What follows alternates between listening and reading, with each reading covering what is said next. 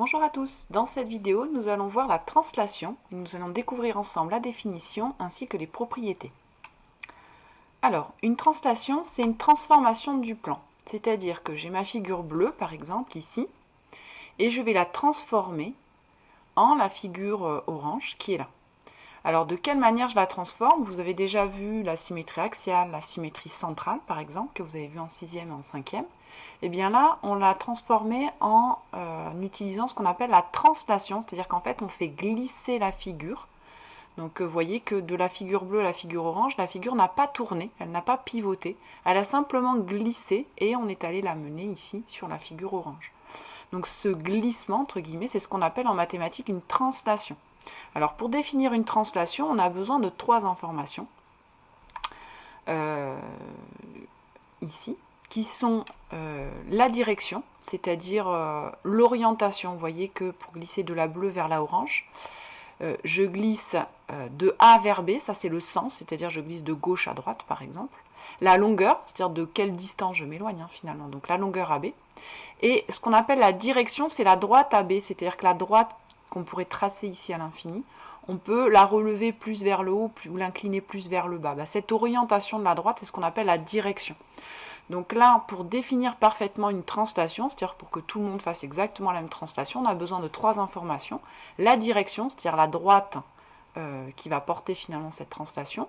Le sens, c'est-à-dire qu'une fois que j'ai ma droite, je peux aller en suivant cette droite soit vers la droite, soit vers la gauche. Donc là, on va vers la droite. Et puis l'information de la longueur qui nous dit de quelle longueur on se déplace. Alors ces 3 informations, elles sont résumées dans ce qu'on appelle un vecteur. On le note, le vecteur AB avec une petite flèche au-dessus. Donc il est là, il est tracé ici, le vecteur AB. Un vecteur, c'est modélisé par une flèche. C'est ce que vous voyez en physique avec les forces, par exemple.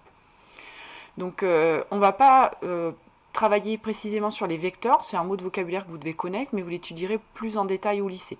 Pour l'instant, il faut retenir ici que un vecteur, c'est finalement la flèche qui est donnée du coup par la longueur, le sens avec, qui est donné ici par le bout de la flèche, et puis la direction, c'est-à-dire la droite qui porte cette flèche. Voilà, donc ici, on a défini une translation de vecteur AB, et donc la figure orange est l'image de la figure bleue par la translation de vecteur AB. Alors, ce qu'on remarque, c'est que les 2 figures, orange et bleu, elles sont exactement identiques, elles sont superposables. Je peux les mettre l'une sur l'autre, elles correspondent parfaitement. Alors ça va être important parce que ça va nous permettre d'identifier quelques propriétés. On va le voir juste après. Donc là déjà, ce qu'il faut retenir de cette définition, ce sont ces 3 choses-là. La direction, le sens, la longueur, c'est ce qui définit une translation, ici.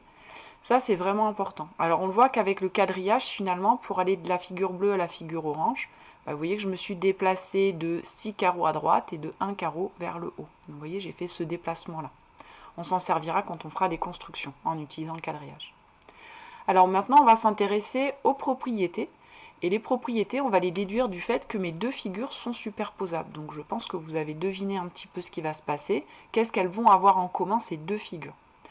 Alors, je vais reprendre 2 figures qui sont aussi l'image A', B', C', D', c'est l'image de ABCD par la translation ici, qui est définie par la flèche qui est là, le vecteur qui est là. Ce qu'on voit, c'est que ces 2 figures, comme elles sont images par translation, eh bien elles sont superposables. Si elles sont superposables, vous voyez le codage, ce qui veut dire que je vais avoir, par exemple, la longueur DC, c'est la même que la longueur D', C'. Comme elles sont superposables, les 2 longueurs sont identiques. De la même façon, l'angle en D est le même que l'angle en D' ici. Donc j'ai aussi conservation des mesures des angles. Ce qu'on peut remarquer, c'est peut-être que la droite ici, AC, son image ici, est une droite qui est parallèle. Ça, on le remarquera peut-être un petit peu plus tard. Là, ce qui est important, c'est que j'ai 3 points alignés. Vous voyez, A, M, C sont 3 points alignés. J'obtiens par translation 3 points alignés également. Donc ça conserve aussi l'alignement. Donc vous voyez que j'ai quelques propriétés comme ça de conservation qu'il va falloir retenir. Je pense que vous vous rappelez que ce sont des propriétés de conservation que vous avez déjà vues avec la symétrie axiale et la symétrie centrale. Donc la propriété à retenir, c'est que la translation, elle conserve les longueurs, elle conserve l'alignement, c'est-à-dire 3 points alignés. Quand je fais une translation, j'obtiens aussi 3 points alignés. Les longueurs, vous identifiez bien, puisque c'est superposable, les longueurs sont identiques. Ça conserve les mesures des angles, ici. Et ça conserve les airs, évidemment, puisque les deux figures sont superposables, leurs airs sont identiques également. Voilà ce qu'il faut retenir des propriétés, que ça conserve les longueurs, l'alignement, les mesures des angles et les airs. Voilà, cette vidéo est terminée.